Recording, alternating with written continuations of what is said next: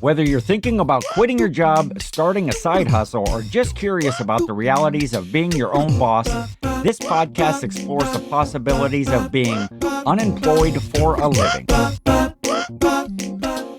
Welcome back to another episode of Unemployed for a Living. I am Ken. I'm Cory. That is Cory over there as usual. And you having a good week, Cory, so far? I'm having an expensive week, but a good week. An expensive week. It's exciting.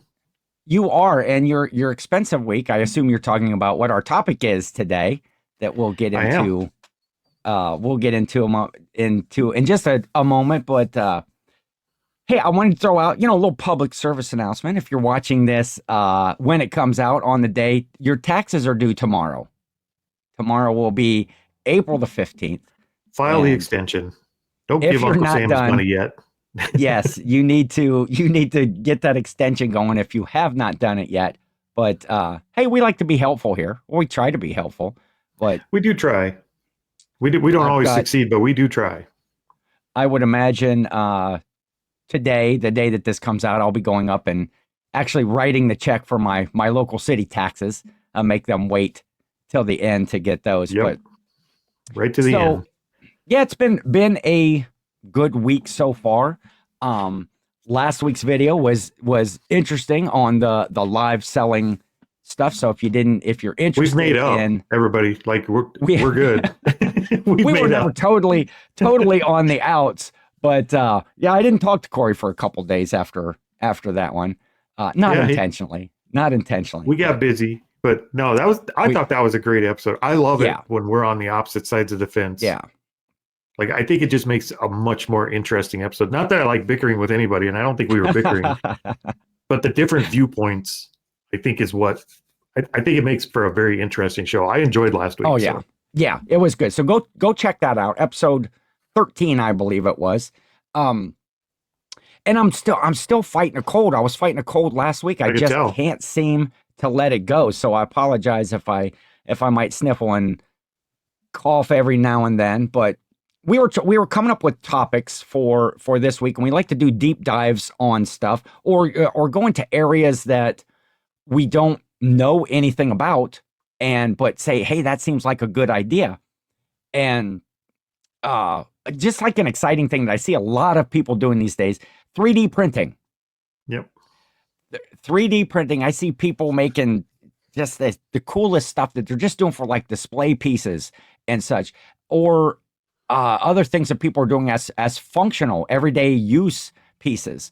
And we got to talking about, I've always wanted to get a 3D printer. Me too. And Cory did as well. Cory always wanted to get a 3D printer. I did. I could never justify it.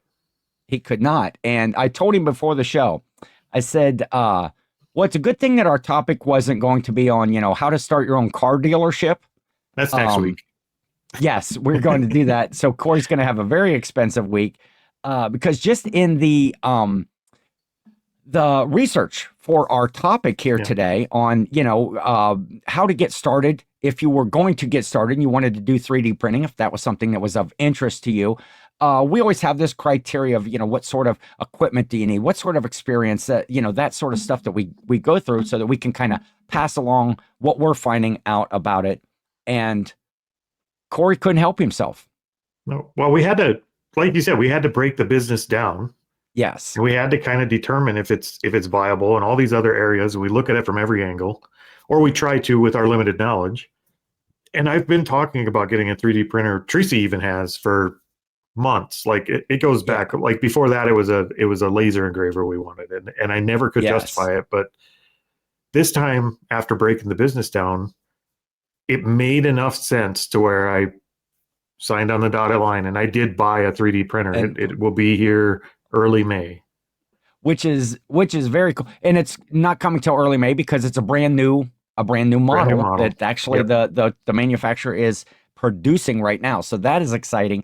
And I guess it just goes to show you that us kicking around different topics, that this just might be a good side hustle business. It might be a good full-time, its scalability, its viability we might have to report back and tell you did Cory go bankrupt or did Cory make a good financial decision?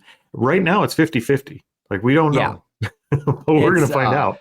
Well, you do possess a particular set of skills that maybe gives you one step up on the average person, but we're going to talk about Being that. crazy. But that's part of it. That's part of it. But there's more of the knowledge and previous skill, previous knowledge that you did have that would make some of this a little bit easier for you than the average guy. But as I researched it, it's like, yeah, hey, I could do this too. I just the business. I guess for the audience, the business we're talking about is not just owning a 3D printer, because that's very unprofitable. Like just to buy a 3D printer and own it doesn't help anybody. It's not profitable. The businesses we're talking about, get a 3D printer, actually print a product and sell it, and make enough money to make that profitable. And as far as what profit and the numbers and stuff, we can get into that. But can you actually get a 3D printer, print a product and sell it? Can the average person do this as a side hustle or a full-time income and make a go of this? And that's something that I've always been interested in. And I think now, kind of hearing from Ken when we talked on the phone, I think he's always kind of been intrigued by it. Yeah. So we're not going to dilly-dally. We broke it down between yesterday and today and kind of got to the bottom of the business details of it. Yeah. And I was confident enough that I went ahead and purchased one. So we're going to find out shortly if Cory can make it work.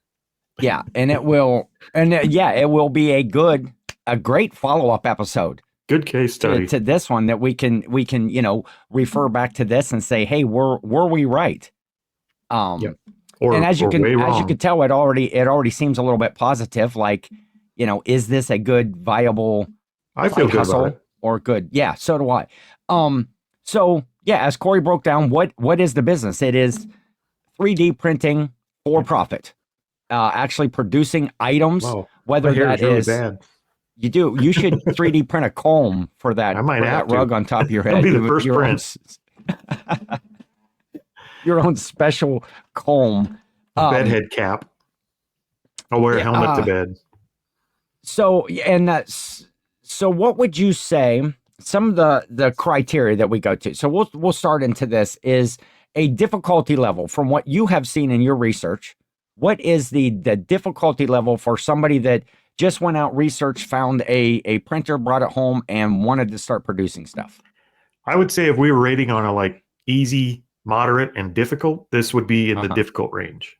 Okay. And for a few different reasons, but I think this would be in the difficult range just for the fact of the learning curve, and there's multiple pieces of software.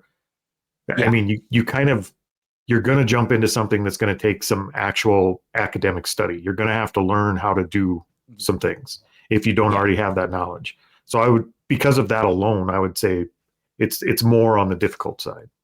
And I would put that, if I were rating it, I would put it at a moderate to difficult. Moderate in the fact that you're always going to have to learn the equipment itself. Okay, whether you bring home a regular laser printer, you got to figure out how to hook that thing up and print it. If you're a label printer, something like that, you gotta figure that out. But it depends on the items that you're going to produce, because there are many places that you can go out to and get pre-made files that you can print. But if you're wanting to design something, your own specific product, if actually make the print file, that is much more difficult. That is going to be so. It's not a poop scoop business. Like I wouldn't recommend this business to my mom, for example. Yes. I don't think she would make, she's a pretty intelligent lady, but I don't think she would invest the time to get past the learning curve of the software. Exactly. So moderate might be fair. I think maybe it would lower to moderate for me, just because of you're not buying massive machinery and building out a warehouse. The entry level into this, as far as equipment costs and stuff, might bring it down to a moderate. Yeah. And so there's so how does one get started in a 3D printing business? Obviously, you need the equipment.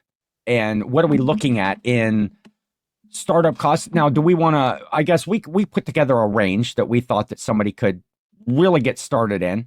Are we talking about just cost, or are we talking about how to get started overall? Because well, I think there's two different angles I would take on this, I think. Well, let's do how to start. Before we get into the startup monies and that sort of stuff, if one wanted to get into a 3D printing business, how would they start that? I would highly recommend knowing what you're going to make and knowing who you're going to sell it to before you ever look into printers. Okay. Because that is going to play a big role in what you buy and the equipment you need and the filament you need. So that's going to change your cost. So I would like me personally, I know what I'm going to print and I already know who's my customer and I know how to reach them. And that changed what I would have bought even from a week ago. So I think knowing is a big thing. How did you come up with that idea? Is it something where you saw a need for something, or is it something that like, man, if I had this for myself, oh, I bet I could sell that? Something that in the industry I'm in right now, the job I do every day, I struggle with it myself every day. Okay. And it's a simple little tool that will solve a problem that I struggle with. And if I struggle with it, so does everybody else in my industry. So I can connect to that community and solve that problem. So that's the approach I took. If I didn't have that, I would probably try to find something similar to that, or go out to these 3D print sites where they have that. There's a lot of sites where you could download files, and a lot of them are free. Some of them are commercial use, meaning you can actually download them and sell them. Some of them you have to buy, but whatever the case, go start just perusing those files and see what's out there and get an idea of what you want to print before you commit to buying the printer. Okay. Because that could drastically change what you buy. Okay. Yeah, I would agree with that for sure.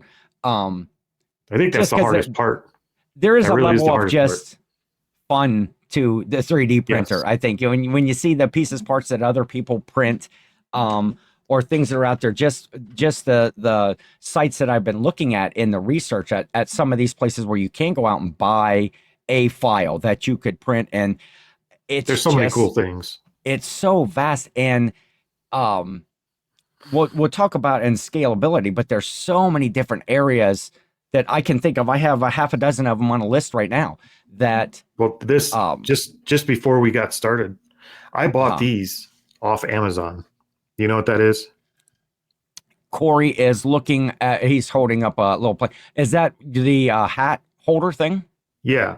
So you take your hat and the little button of the hat goes in this thing and the hat rim goes under these hooks right here and you mount it to your wall so you could display your hats. Okay. That's all that is. A little plastic piece. You can actually find that file online. I found one almost exactly like that.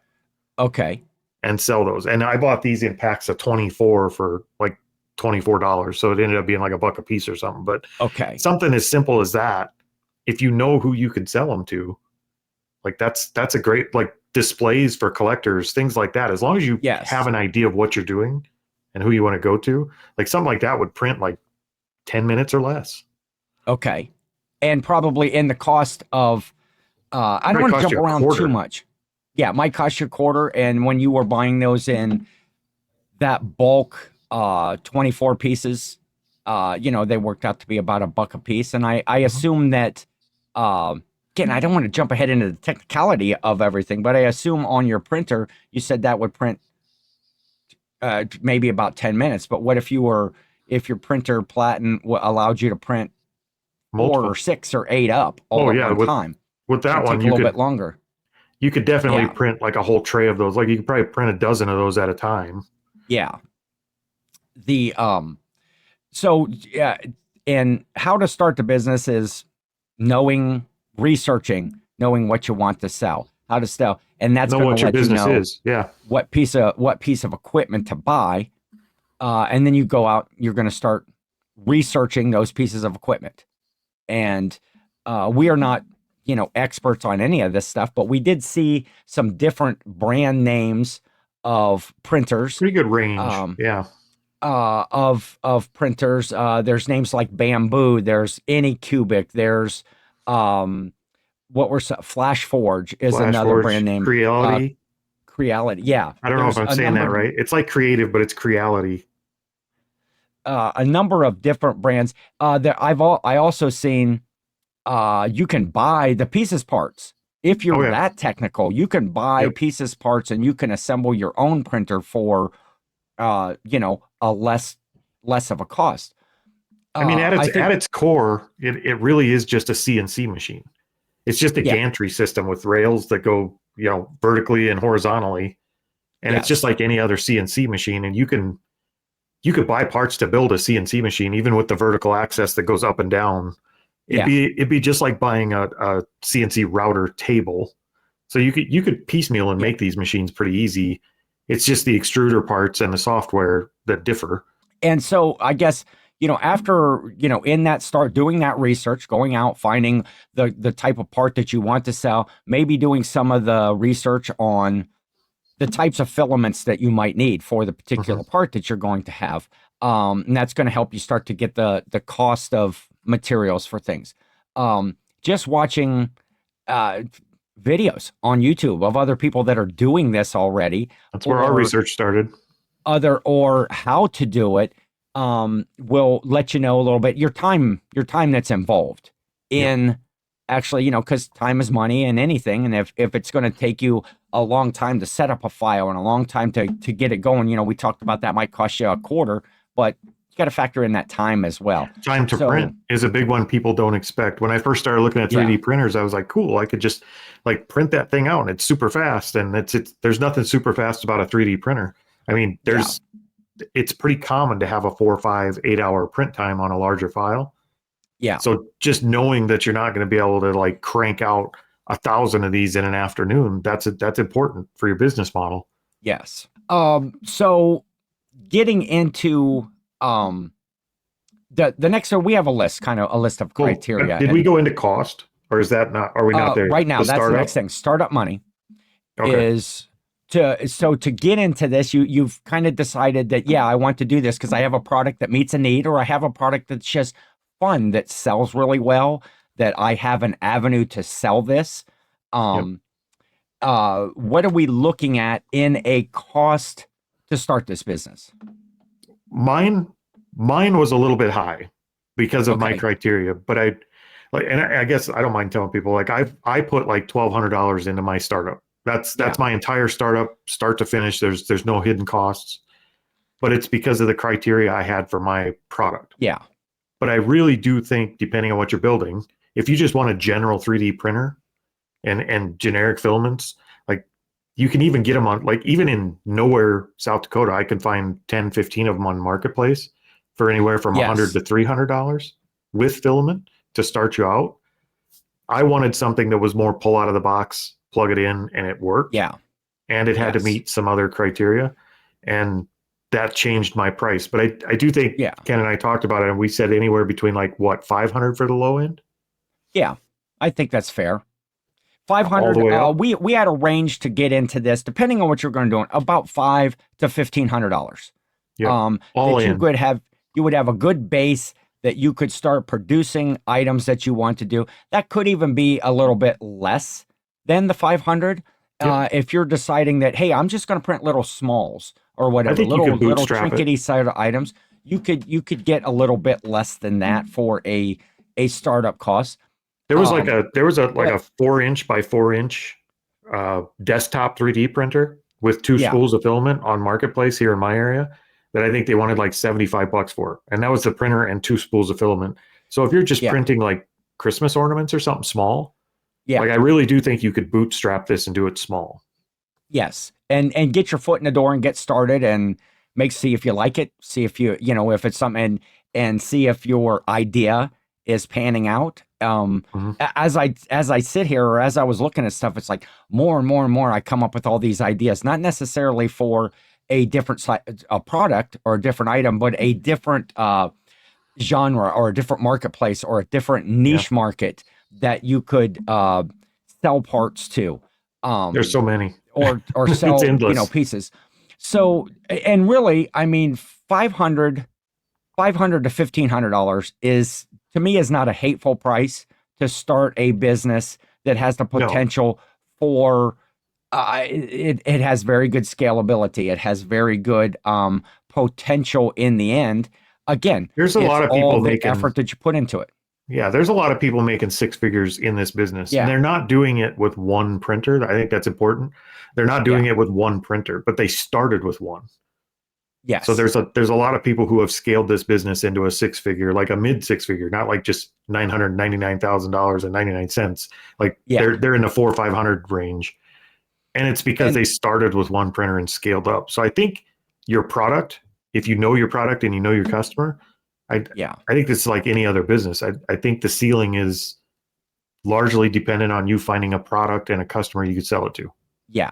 If you're selling common things, if you're going out to these sites and you're buying files for things that are everybody else is producing and making, and Yep. maybe you're going to sell these, one of the things that we come up with is getting that first customer. But if you're putting this stuff out, I'll just jump ahead a little bit, on an Etsy or something like that. If you're Yep. making little tchotchkes and trinkets and little things like that, um you're going to just jump in that market with everybody else. But if you do have a specific product that meets a need, like, kind of what's in Cory's head right now, and we talked Yep. about a follow-up episode later on to see if that works out.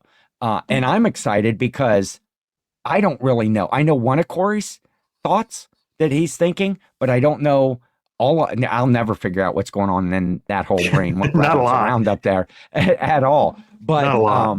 I'm excited to see these ideas and stuff. So the equipment is where we were at. And that's really dependent, and that goes back to that Yeah. initial research. Knowing what you want to do is really going to get you into what piece of equipment that you need, which could be, that small one that's a couple $100 up to something like Cory bought, where the base cost of the machine that you're getting is about $1,000, a little over, Yeah. and you had to add a couple of extra accessories, or that was And part, you could filament. buy these different bundles and some filament and stuff like that. And so you're I will about say, 1,200 in on your end. yeah. And And for me, this is like I could give a very intelligent person an entire machine shop fully set up to run and build whatever, like you could build whatever you want. And it's yeah, got all the tools you could ever dream of. If you could think of a product to build in that shop, you could build anything you want. So the 3D printer is it's not the business. I mean, I think that's very important to realize, is that the business is really your imagination. If you could take a person with a good imagination and put them in that machine shop and they can come up with a product idea and build it, yes, they're in really good shape, and the yeah, sky's the limit. But if you put somebody in there and they're like, well, I don't know what to build, then the machine shop didn't do them any good. So it's the 3D printer yes, is just a tool, and it's a method to create a product, but you have to come up with the product yeah. And the or more find the product. unique and the more that it meets a need in any industry. Mhm. Obviously you're going to start out in whatever you do now, whatever your industry is, and you're going to think, what do I do that needs this tool or this little thing would help me every day if I did it. And It could just like be you your said, daily Cory, life. Yeah, it doesn't even have yeah, to be an industry you work in. It could be literally, just say you crochet every day. You got yeah, 50 different crochet needles laying around and you're always looking for the right one. What if you just 3D printed like a resin crochet needle that was a good ergonomic handle, and then you just change the tips out and you 3D print the tips too. So it's just one needle you yeah. got to keep track of, and you switch the tips. And I'm sure that probably already exists, but find a pain point in your everyday life right Well, now. see, that's just interesting. What you were saying there is the direction I thought you were going to go when you said you got 50 different needles and they're all over the place. Why aren't you 3D printing some sort of a Organizer. holder or a rack or an organizer or some way that you can easily access these things? Yep. Maybe it's all part of something and it also holds your yarn and your other says, here's my scissors, or easy. If If you you can could think just about looking it for pain and it's a problem points, for you. Yeah. that's it. Just think about what you do every day and look for the pain points in that day. What are the things that Yes. you're like, oh, I got to do this again? Crap. And see if you Yeah. could think of a product that would solve that. And if you could think of a product that would solve that for you, it's going to be good for somebody else too. Then you're Yes. ready to start Exactly. looking at a printer. So we were the startup monies we talked about, the equipment is very dependent upon what you want to print. But there's such a vast amount of information out there to learn, to see what, the equipment. that you want and the level that you want to tinker and mess with stuff. Again, Cory said the one that he's getting is one of the most out of the box. You pull it out of the box, you have that initial setup time, and hopefully that day you're printing some sort of a little piece. So the experience that goes into that is, obviously, if you're new to this, you're not going to have any experience, but I would say it would take some computer savvy, some computer experience, if you're going to design your own pieces, that's a whole different animal.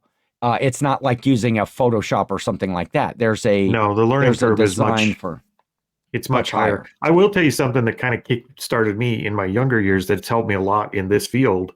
Yeah. We took in shop class, we had to take a drafting class, like how to sketch out a blueprint for a house or a part or something like that. We had to take that class in high school. If you could do that, like just at a basic level, like get a ruler and draw straight lines and make a part on paper that looks 3D, you're halfway there. Because you have to be able to picture the part in your head. And if you can do that, learning the software becomes much easier. And see, here's where I'm behind the 8 ball already, Cory, is I took in high school, every one of the industrial arts courses, what they called industrial arts courses, the electrical wiring, the small engine repair, the welding, the building trades, the metalwork. The only class that I did not take in all of the ones that were offered were mechanical drawing and drafting. That class was huge for me. That changed a lot of my career path early on. It didn't seem to be something that I can read a blueprint. I can read, that good. sort of stuff. But to create that blueprint, I didn't take that class. And see, damn it, who would know? All these years later, it would have put me a little bit farther ahead. I'll share a spoiler that will help people out if you're getting into this and you don't have those skills. Yes. Get the skills. I don't want to discourage you from getting them because there's no shortcuts to having learned that software. If you could create a part that's in your head or you put on paper and then create it in the software, there's no limit to what you can create then. So, but if you're not there yet and you're trying to do a very simple part, say you're trying to create a pen holder that'll hold 2 pens. So it's a block with 2 holes in it. Yeah. Draw that out on paper the best you can with whatever abilities you have. Take a picture of it with your phone and load it into ChatGPT and say, give me a 3D print file for this. And ChatGPT will create a 3D print file for you that'll get you halfway there. Okay. Let's see. I love that. I love that idea already. Plus, there's plenty of places out there that you can collaborate with, or you can send your ideas to, that they're going to design and build that print file for you, which is jumping way ahead in the thing. That's part of the scalability of this business. If you do then have that skill and that talent, and you can take somebody's idea, your own idea or somebody's idea, and turn it into a workable printing file that meets all of these specifications, that is then a saleable skill that is part of this business. Not only are you producing your own parts and selling them, you can help others and sell that as a skill as part of it. So you can actually go on places like Upwork and Fiverr. If you have a rough drawing of what you want, there are gig workers on like Upwork and Fiverr doing freelancing, which we talked about, that will create an STL file for you, which is basically the drawing file that you would load into the printer software. Okay. And the printer software is just called slicer software. It takes whatever that 3D model is and it chops it into little layers that the printer can cut. Okay. Or the printer can print. So there are places that you can have that SketchUp on a notepad turned into a 3D file. So you don't have to learn it, but I would recommend when you get the printer, even if you're not going to do it right away, I would recommend you do invest the time into it. Well, and again, that makes it a companion skill that goes along with it to add to the revenue if you can do that design for somebody. One of the other things that we look at is the job seasonal. When we've talked about doing stuff like the making screens for windows, or when we talked about the pet waste removal and stuff like that, is there a season to this job? And there's a season to your product, maybe. Yes, and that's but I think you create a product for every season. We can do this, any day, because it's an indoor thing. If you have a spot for it, what For sort the of product let's I'm talk about doing, that. there's no seasonality to the product that I'm getting ready to build or going to attempt to build. There's no seasonality to it. A lot of people, what is, let's talk about that a little bit then. What is the footprint for one of these printers? Like, if you were going to take this on, do I need a full room in my house to do this? Do I need No, just a end of a countertop? What's if I think somebody wanted like to get into this? even for mine, I think it's like maybe 18 to 24 inches square. Okay. So you're talking like a 2 foot counter. Like I could set it on the desk next to me if I wanted to. Like Okay. it's good size and it's fairly heavy, but it's like a 2 foot square Okay. footprint to put it in. So it's not incredibly large. And different printers So have different footprints, but they're fairly small. so you could run this business off of a kitchen table. Yeah. Kitchen table, of course. Well, that's one of the things that we had talked about too, is one of the first things a lot of people print for their whatever their 3D printer is little Yep.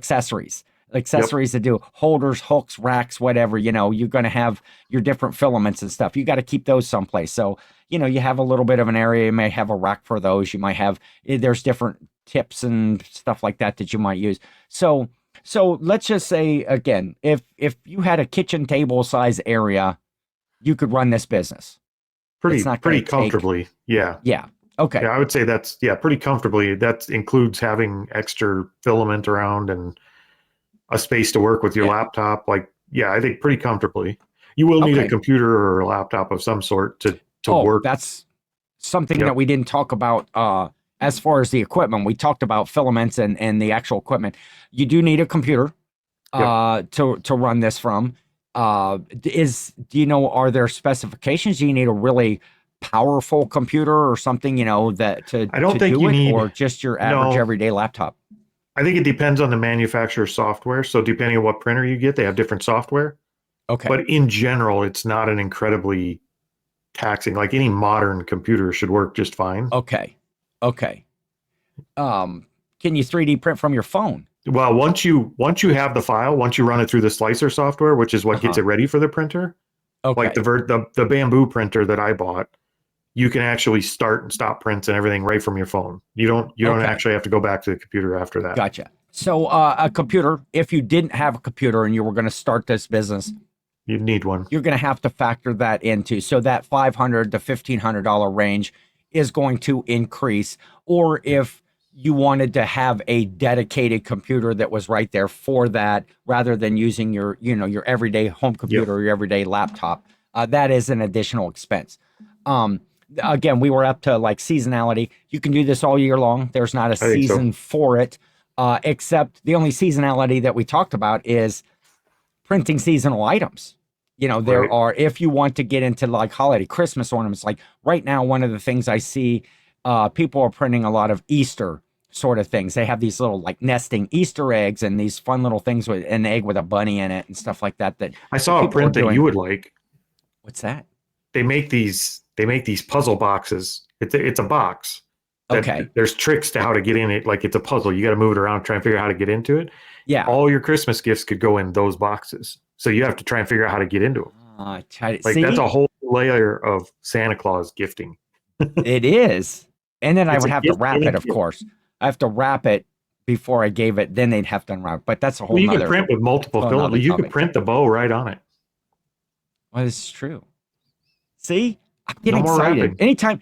Anytime it involves Christmas, Corey, I'm going to be excited about it. I know. I got you covered. So some of this we kind of touched on, but the next thing is how. Okay, you have this. If you have the idea, okay, the topic is first customer. Getting your first customer. Where are you going to market this? How are you going to get your first customer for this item or these Yeah, items? I think we talked about two different tracks here, right? Yeah. For me, it's completely different. I already know my customer and I know my Yes. product and I know how to get to that customer. Like I'm in contact with those customers. So for me, Yes. it's a direct path. It's just make the product, show it to the people I already know. Yes. So there's that path. I think the other path is find something that you think will do good, Yes. that's cool or has a useful something to it. Maybe it's a file you download or one you make, and go like the Etsy route where there's already an Yeah. audience there. And when they see it, they're like, oh, that's cool. I got to have it.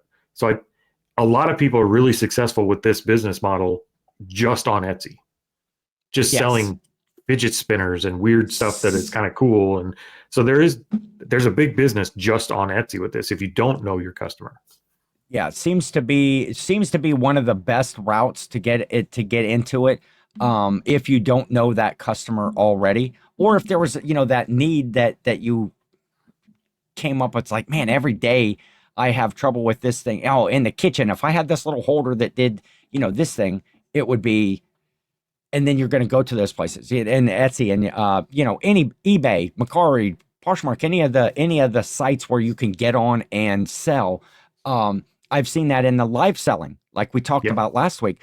A lot of people are printing these pieces, and they're showing the one piece that they printed off, and if they get sales for them, boom, they're printing some more of them. They're shipping them out at that point, almost like an on-demand print sort of thing. And there's a lot of customized 3D printing things on Etsy too. So like you could do a print for your iPod, your AirPod case or something. Yeah.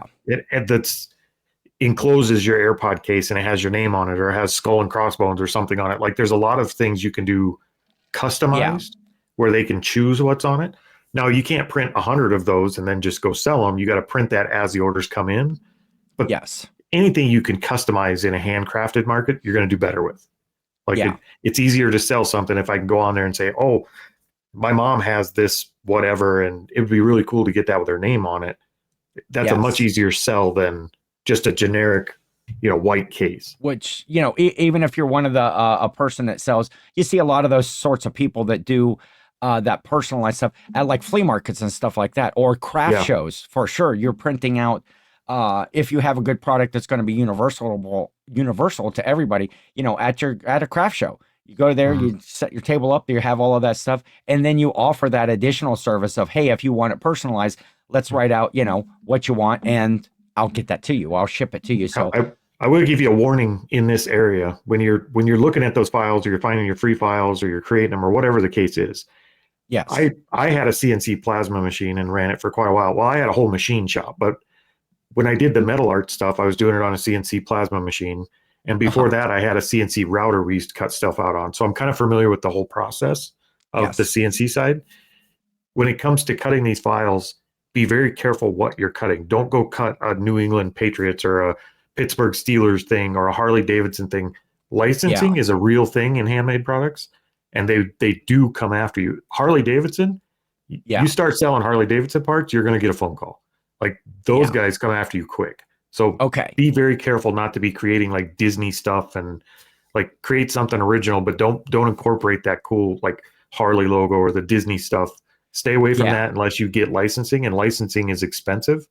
So it's best just to steer away from that, and don't fall into that, because it's not a maybe you'll get caught, it's a when you'll get caught, and they will find it. Yes. See, there's an insider pro tip right there for you already, right here in Ask the me episode. How I know. Yeah, exactly. Well, when I was in the printing industry, we had many disgruntled customer leave because they had a good idea that they wanted to print up all of these Disney things, or in my area, people want to print up all this like Ohio State stuff that they wanted to do, and we'd say, I'm sorry, do you have licensing? I need written permission from the powers that be. Get yourself in trouble quick. Yeah, and so and not only is that on that person for trying to sell it, it's on the company that produces it, and in this instance, it would be you if you were starting this business. And they don't come after you when you sell one piece. They see you when you sell one piece. They don't come after you when you sell one piece. They come after you after you sold 50,000 pieces, so they get you for some good damages, and then they send you through courts. Like it's not a fun process if you get into that. So it's best to avoid them. Good tip. So getting that first customer is those routes, the Etsy's, the online selling places. You can go as far as setting up your own website to market. Hey, 3D World or whatever that you're going to. I'm sure that's probably already taken, but probably that domain's probably gone. So, Cory, I guess overall, the big thing when we deep dive into these episodes of a different path is, what's its viability as a a good, either whether it's a side hustle or you want to turn this into something that's a full-time thing that you're doing. What are we looking at in time expenditure? For is that a lot of that depending upon the type of part that you're producing, or if we take the learning curve out of it and you've learned and you can do stuff, what are we talking about time wise? I think it's very viable as either a side hustle or full time. I really do think this is something, if you're printing a small product like the one we showed, like something like that, I think that's something that before you go to work in the morning at your full-time job, you could turn the printer on, tell it to print that tray of them, and they're done before you come home, and you fire it off again before supper, and they're done before you get up in the morning. Like, I think it's viable as a side hustle because it doesn't take a lot of your actual attention. Once you have the file and you know what you're printing, it's a matter of starting, unloading, restarting the printer every time they're done, and you could do it once or twice a day. So very minimal time investment once you have it sorted and you're running. So I think you can do it as a side hustle. Full time, I think you can, like full time. I do believe this business, if done right, could make a few millionaires out there, and it probably already has. Yeah. Well, so it really just depends on what you're doing. From the research that I've seen and personal people that we know that are doing it and have talked to it, if you get that right product, or if you hit that niche that a different industry or somebody needs, people are going from that one printer to they're called 3D printing farms, where now they're having two machines. You buy that first machine. If you're producing that one, you take that monies that you do out of your profits and you buy a second machine. Now you're printing twice as many. Now you're printing 3 times as many. And you get to a point where you have, a half a dozen printers, 10 printers, all printing all day long. As long as you're moving that product and you have a good avenue to sell it, it seems like it can grow. It could grow very quickly. Maybe your ideas aren't that great. Maybe your maybe your creativity. Your creativity, that's one of the things that you talked about in the beginning, is this business is all about your imagination and your creativity and your ability to think through, hey, I need this product. If I need this product, somebody else probably needs this product, or an improvement on a product. I have this little kitchen gadget thing for a product. Yes, exactly. How can you make it a little bit better? Cases. You could literally print anything. I mean, it's 3D. You could print whatever you want. And I don't think I love it. Your imagination really is kind of your limit on the viability of this business. But I do think, like, if you get to the point where you're making enough money with one, I think that's always going to be your starting point, is always one. Test the waters, keep the investment small. I can make $1,200 back if it was a box of Kleenex. I'd find a way to make the $1,200 back. Like, I'm good at that. So I know I'll get my investment back. If it's profitable at the end of that, then there are companies, like if I was printing a single product all in one color filament and I wanted to expand to a print farm, I would probably switch brands and go with like one of the Fireforge printers. Yeah. Just because they do bulk deals on their website. If you buy 5, 10, 15 printers, they cut the cost of the printers. So you could by the time you're buying 15 or 20 printers, you're buying them at almost half price. Okay. So they do bulk deals. So I would probably go that route. Scaling that up. It's hard to put a number on that potential profit, and it's very hard.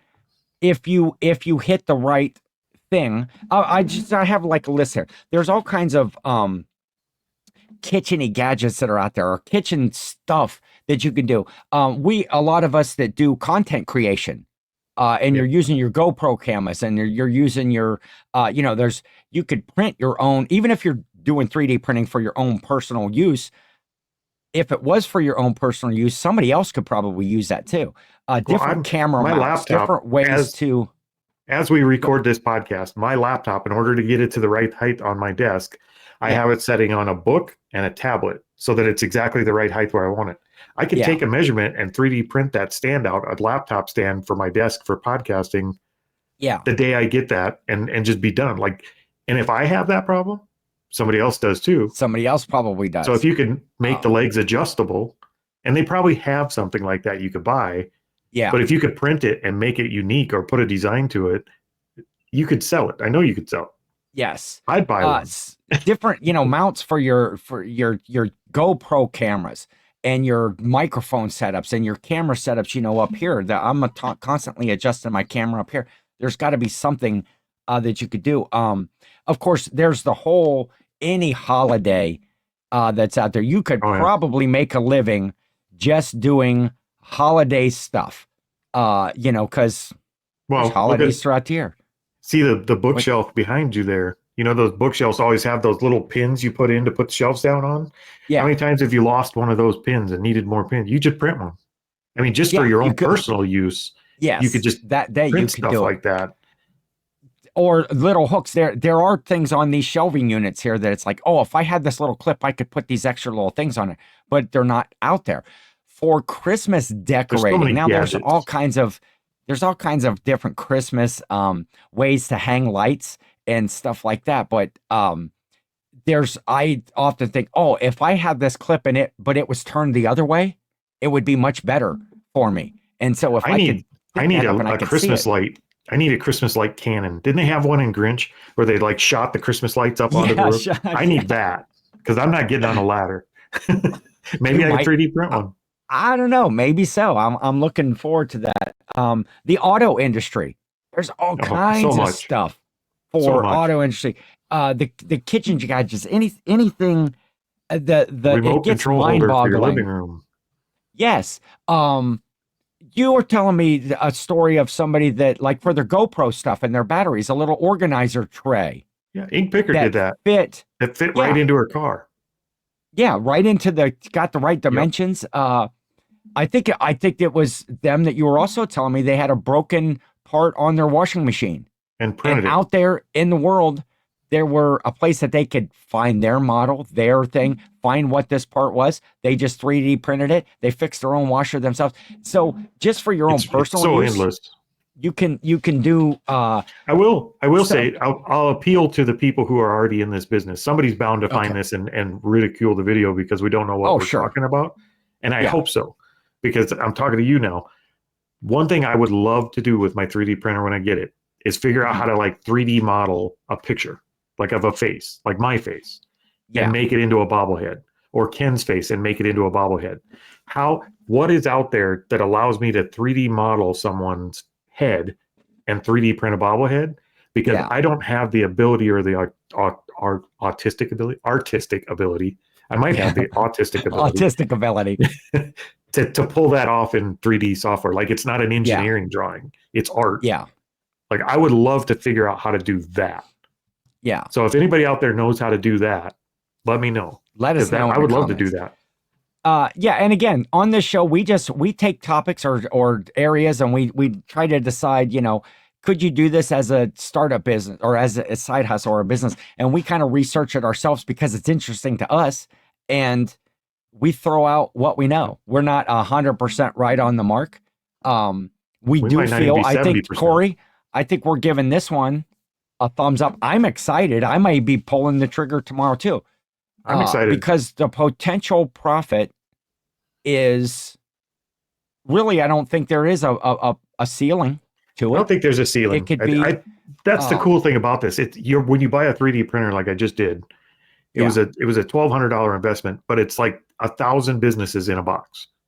If the part that I'm building doesn't work out, I can pivot and make eyeglass frames tomorrow or make camera holders the next day. Like, you're buying an unlimited number of businesses in one box. Yes. And I like that. You said that right before the show when we were talking, that you can do different stuff every day, completely change different industries. And you can print. Now there is some time to print stuff, but I want to say it's almost a print on demand. You might be able to print stuff as an order comes in. Once you have that prototype, and once you have that something that you can get out there on the marketplace, you have the photographs, you have. I think I probably would to start. Now, if my product takes off, or if another product I print takes off, and I can't keep up with that demand, then I will expand and I will print buckets of them and have them on hand. But until that point, I don't think I would waste my time doing it. I think I would go into it pretty lean. Yeah, and again, that's the scalability part. You can do, even if it's just the scalability of not scaling the business. It's how much you are printing of something we should have talked about. Maybe I should have waited to order mine. Something we should have talked about, or we do talk about in these episodes, is what would you say are the pros and cons of getting into this type of business? I would probably start with cons, because the pros, it's exciting to me. And I think that there's plenty of pros that, because you could print in for so many different industries and so many different items and stuff. Some of the cons are, the learning curve of things. What is it there? No product, even though they say it's, right out of the box, you set it up 15 minutes later, you're printing. Maybe that's true, but there is some learning curve to it. There is that building up of something new. The cons being an expense for some people, $500 to $1,500, or even more, might be. It's like, well, I don't have that to get started. Which, that to me, that's not like the con part of it, but it might be for some people. The pros, it just sounds fun. It just sounds neat. It sounds fun. It's exciting. It can tap into your creativity. That can also be a con. If you don't have creativity, if you don't have an imagination for something. I would say that would be my biggest con, is because when I have to link it back to like a machine shop, because I had one. I could send anybody into that machine shop, and if they were creative, they could make something cool. And if they're not, they can't. But it is, buying one of these is basically buying a machine shop in a sense. You're now a manufacturer, but it's like sitting someone down and saying, okay, write a book about something. Well, how do I write a book? What am I going to write it about? How do you structure a book? How do you even start writing a book? It can be overwhelming. So that would be my con, probably. The pro, I think, is a lot of the barrier to entry to getting into this wasn't the cost. I don't think it's ever been the cost for people overall.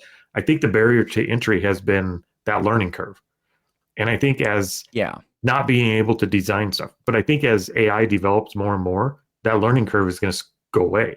I think you're going to, at some point in the next year or two, be able to just say, I want a 3D octopus holding a puffer fish and eating a dolphin, and AI is just going to pop it out for you in a file that you could print. Like, it's just going to happen that way. Yeah. Yes. Like, I could see that being like, that barrier to entry is going to go away.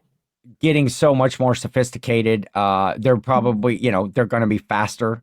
They're going to be, the different technologies of the filaments. That's already evolving to change and stuff. So yeah, I'm excited. Okay, what I want to say is, we talked about a follow-up episode for this. Now, Cory, if you don't mind me saying, I'm going to say it anyway. I'm going to ask for forgiveness.